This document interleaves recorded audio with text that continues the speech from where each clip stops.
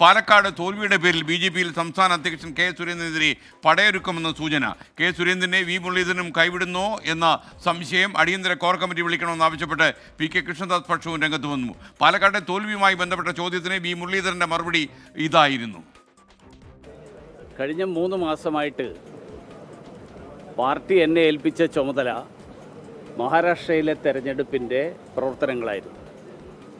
അതുകൊണ്ട് പാലക്കാടും ചേലക്കരയും വയനാട്ടിലുമൊക്കെ പ്രചരണത്തിന് പോയി എന്നുള്ളതിനപ്പുറത്ത് വിശദാംശങ്ങൾ എനിക്ക് അറിയില്ല.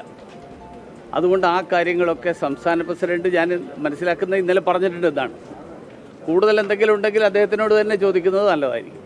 മഹാരാഷ്ട്രയെക്കുറിച്ച് നിങ്ങൾക്ക് എന്തൊക്കെ അറിയാനുണ്ടോ? ഞാൻ പറഞ്ഞുതരാം. ശ്രീകാന്ത് വിവരങ്ങളുമായി ചേരുന്നു. ശ്രീകാന്ത്, മഹാരാഷ്ട്രയെക്കുറിച്ച് ആരും ഒന്നും ചോദിച്ചില്ലേ? Good morning. Very good morning SKN. സംസ്ഥാന BJP-യെ സംബന്ധിച്ചിടത്തോളം ഒരു വലിയ വാർത്തയാണ് പുറത്തു വരാൻ പോകുന്നത്.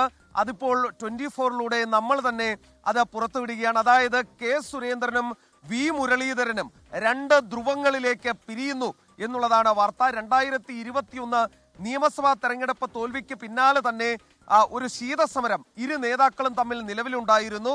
പക്ഷേ അത് പൊതുസമൂഹത്തിന് അത്ര അറിവുണ്ടായിരുന്ന കാര്യമല്ല. പക്ഷേ 2024 ലോക്സഭാ തെരഞ്ഞെടുപ്പ് തോൽവിക്ക് പിന്നാലെ അത് വലിയ തോതിൽ അകൽച്ച ഇരു നേതാക്കളും തമ്മിൽ ഉണ്ടായി എന്നുള്ളത് BJP-ക്കുള്ളിൽ പൂർണ്ണമായും പ്രധാനപ്പെട്ട നേതാക്കൾക്കെല്ലാം അറിയാമായിരുന്ന കാര്യമാണ്.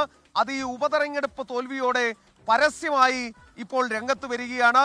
ഇപ്പോൾ ഏറ്റവും പുതിയ വാർത്ത, കെ സുരേന്ദ്രനെ പാർട്ടിക്കുള്ളിൽ വി മുരളീധരൻ കൈവിടുന്നു എന്നുള്ളതാണ്. സുരേന്ദ്രനെതിരായി പാർട്ടിക്കുള്ളിൽ നടക്കുന്ന നീക്കങ്ങൾക്ക് വി മുരളീധരന്റെ നിശബ്ദ പിന്തുണ കിട്ടുന്നു എന്നുള്ളതാണ് വസ്തുത. ഇന്നിപ്പോൾ അദ്ദേഹത്തിന്റെ പ്രതികരണവും ആ രീതിയിലായിരുന്നു.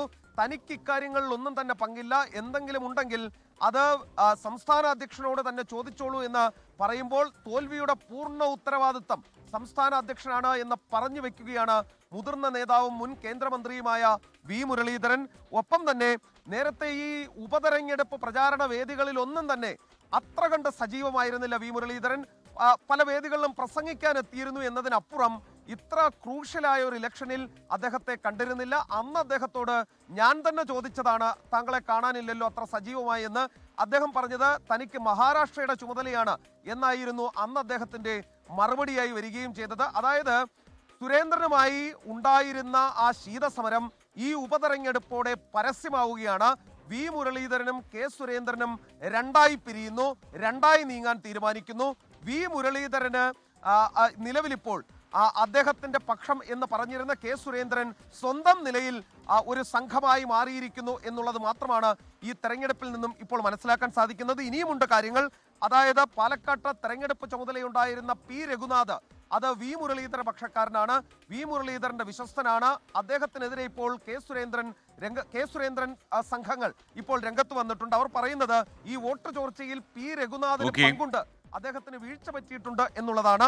ഗ്രൗണ്ടിലെ പ്രശ്നങ്ങൾ നേതൃത്വത്തെ അറിയിക്കാതെ അദ്ദേഹം നിശബ്ദനായി എന്നുള്ള കാര്യവും ചൂണ്ടിക്കാണിക്കുന്നു. അത്തരത്തിൽ പ്രധാനപ്പെട്ട കാര്യങ്ങൾ ഉന്നയിച്ച് BJP-ക്കുള്ളിൽ വലിയ പ്രശ്നങ്ങൾ ഉണ്ടായിരിക്കുന്നു. ഇത് കോർ കമ്മിറ്റി വിളിക്കാൻ കൃഷ്ണദാസ് പക്ഷം ആവശ്യപ്പെട്ടു. അതായത് വൻ പൊട്ടിത്തെറി BJP-യിൽ സംഭവിക്കാൻ പോകുന്നു എന്ന ചുരുക്കം. ശ്രീകാന്താണ് വിവരങ്ങൾ നൽകിയത്.